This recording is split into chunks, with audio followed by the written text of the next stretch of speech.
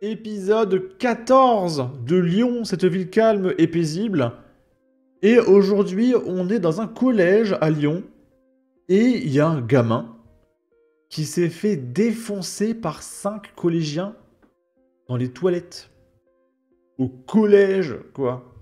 Ils ont quoi, 12 ans?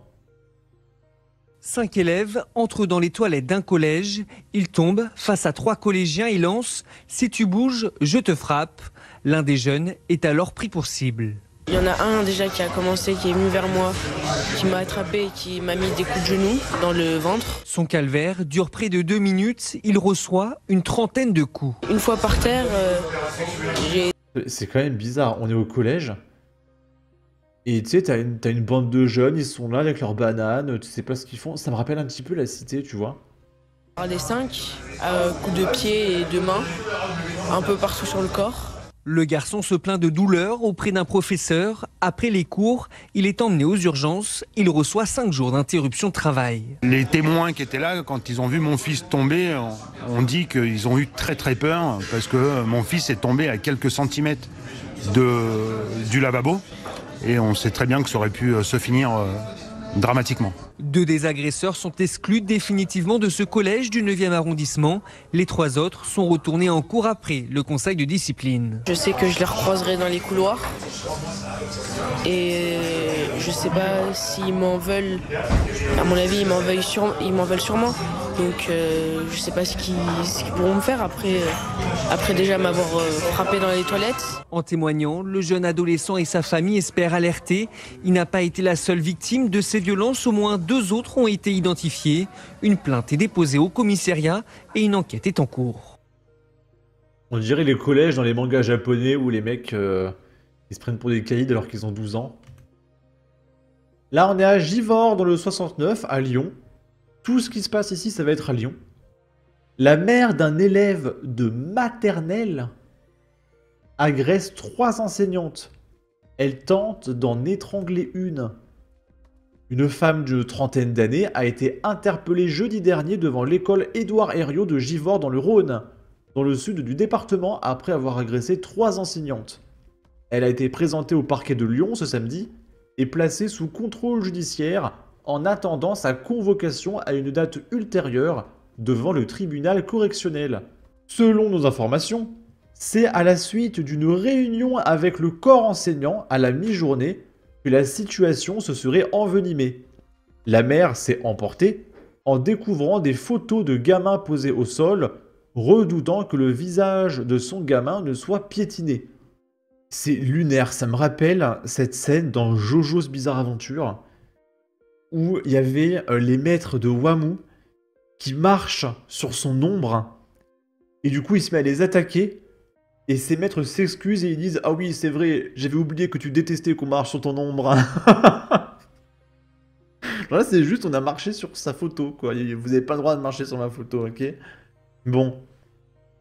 C'est là qu'elle a pété les plombs, confie un élu de la ville de Givors et insulté les enseignantes présentes. Emmenée vers la sortie de l'établissement, la mère de famille tente d'étrangler une des fonctionnaires. Ok. Là, on est à Montuel dans le 1, toujours à Lyon. Blessé au couteau suite à une rixe, il fracture une porte de la mairie pour se réfugier à l'intérieur. Vendredi 14 février, en début de soirée, donc pour la Saint-Valentin, des individus se sont violemment querellés sur la place Carnot à Montluel. L'un d'eux a reçu un coup de couteau et s'est enfui pour se réfugier à la mairie. La porte qu'il essayait d'ouvrir étant fermée, il a fracturé la serrure pour se mettre à l'abri.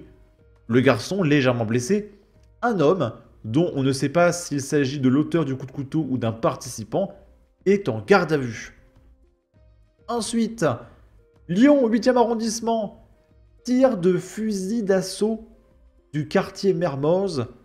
Le tireur est en fuite.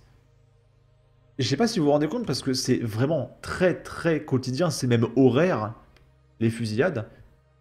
Mais je sais pas si vous vous rendez compte de la dinguerie de ce que c'est d'avoir un mec avec un AK-47 qui tire en pleine rue en fait. Et aujourd'hui, écouter ça sur un article de F de Souche, c'est giga banal. Hein. Vraiment là, je suis juste en train de lire des faits divers. Alors que à la base, c'est quand même un truc de fou. Mais non, là, on est ultra habitué, hein. Selon Lyon Mag, un individu cagoulé a ouvert le feu ce mardi 11 février 2025 vers 21h30 dans le 8e arrondissement de Lyon, rue Gaston Cotte. Armé d'un fusil d'assaut, il a d'abord tiré en l'air avant de viser la façade d'un immeuble, impactant notamment une fenêtre de chambre.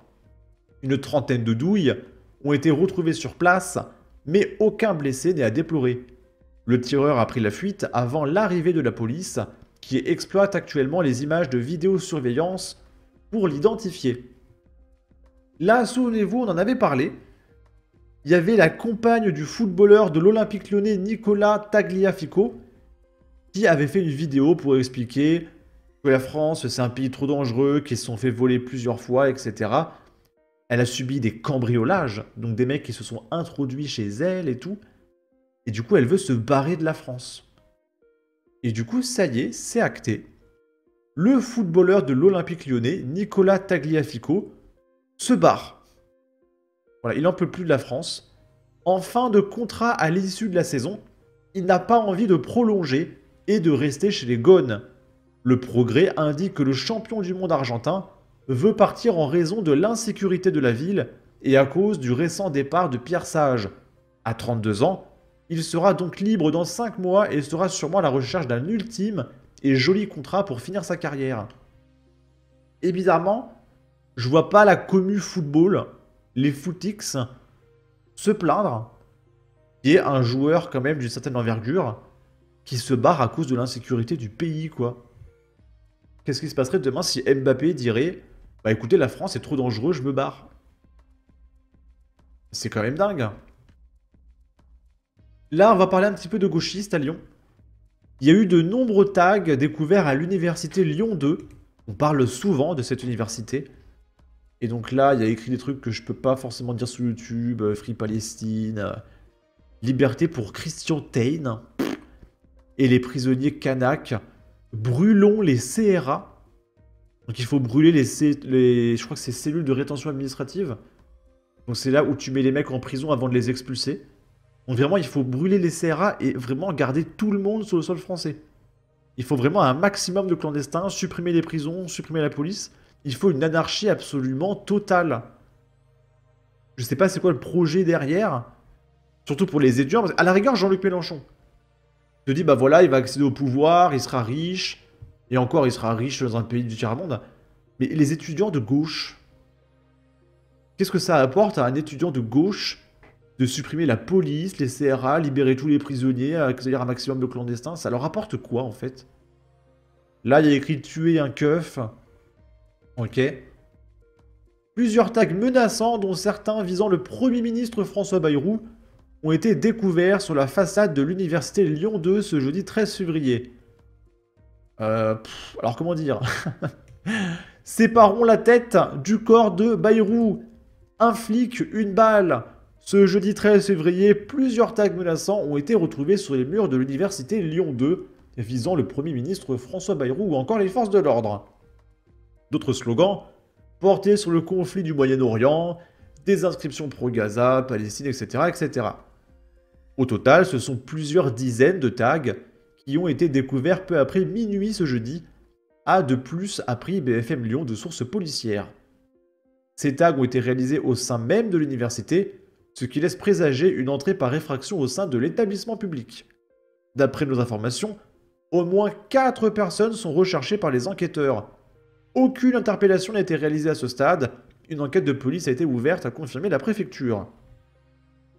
Rien ne justifie la violence dans le débat démocratique. Bah dis ça à la gauche en fait. Parce qu'ils font que dénoncer l'extrême droite, etc. Soutien au Premier ministre, aux agents des forces de l'ordre visés par ces tags honteux, poursuit-il. C'est un peu un discours facho ça, monsieur. Bon.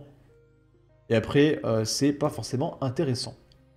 De toute façon, la vidéo est déjà bien assez longue. Je pense qu'elle fait une dizaine de minutes.